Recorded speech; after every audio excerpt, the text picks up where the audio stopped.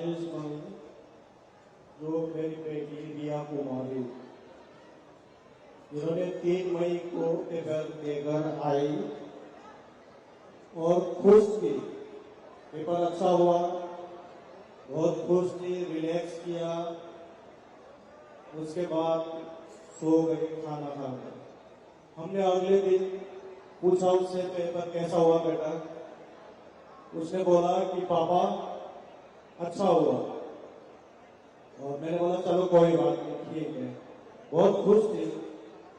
फिर 2-4 दिन के बाद जब ये मैसेज आया कि पेपर लीक हो गया, तो मैं घर आया तो मुझे मेरी बेटी ने मोबाइल दिखाया और बोला कि पापा पेपर लीक हो गया। मैंने बोला अरे नहीं, पेपर लीक नहीं हुआ होगा, ऐसे ही वो खबर झूठी होगी। मुझे बोला नहीं नहीं पापा, पेपर लीक हो गया। या हम लोगों के साथ धोखा होता है, हाँ हमेशा ऐसे लीक हो जाता है और हम लोग मेहनत करते हैं लेकिन नतीजा हम लोगों के फेवर में नहीं आता। तो परेशान हो गई। फिर बोला कि दोबारा पेपर होगा। दोबारा पेपर के उसमें वो थोड़ा चिड़चिड़ी हो गई। एनडीए जो ये पेपर करा दिए, एनडीए के ऊपर वो बहुत नाराज हुई। उसने बोला कि पापा हम जाते हैं पेपर दे रहे, तो हमारे लिए इतनी पाबंदियां हैं कि हम एक कान में टॉप, हाथ में धागा, चप्पल में, ये सब नहीं लगाना है, चप्पल में जाना है। लेकिन ये लोग लीक कर देते हैं ऊपर से पेपर। ऐसा क्यों होता है? मैंने बोला बेटा ये तो सिस्टम खराब है, इस सिस्टम को हम नहीं बदल सकते। तू परेशान मत हो, अपना टेंशन मत ले।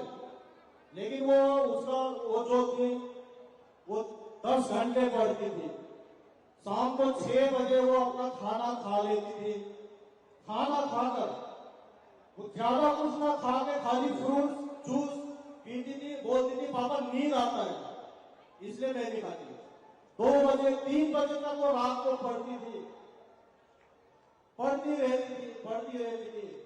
लेकिन जब ये लीक हुआ पेपर, वो बहुत नाराज हुई और शायद ज्यादा टेंशन ले लिया या क्या।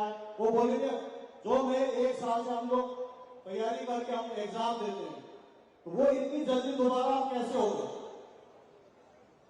अब मैंने तो समझाया उसे, बेटा आगे कुछ वो मत कर, टेंशन ज्यादा मत ले, रहने दे बेटा, अब सबके साथ ही हुआ है। लेकिन वो बहुत नाराज थी एनडीए से।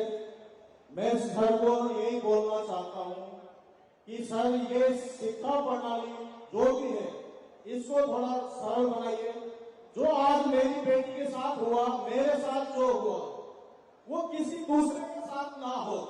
मेरी बेटी आज मेरे यहाँ नहीं है तो वो ना हो ऐसा। और आप संसद में आवाज उठाइए और ये न्याय दिलाइए सबको, ऐसा किसी बच्चे के साथ ना हो। मैं बस ये आपसे विनती करता हूँ सर, मेरी बेटी मुझे बहुत प्यारी थी, तो मैं नहीं दे पा रहा हूँ उसके बिना, बहुत मुश्किल से जी रहा हूँ। और मैं बड़े मुश्किल से आया के लिए मैं यहाँ आया हूँ कि कम से कम सर आवाज को उठा सकते हैं सदन में। आज कितने दिन हो गए, लेकिन ये मैं वही देख रहा था कि मेरी बेटी के साथ साथ और भी बच्चे हैं जिन्होंने अपनी जान दी है।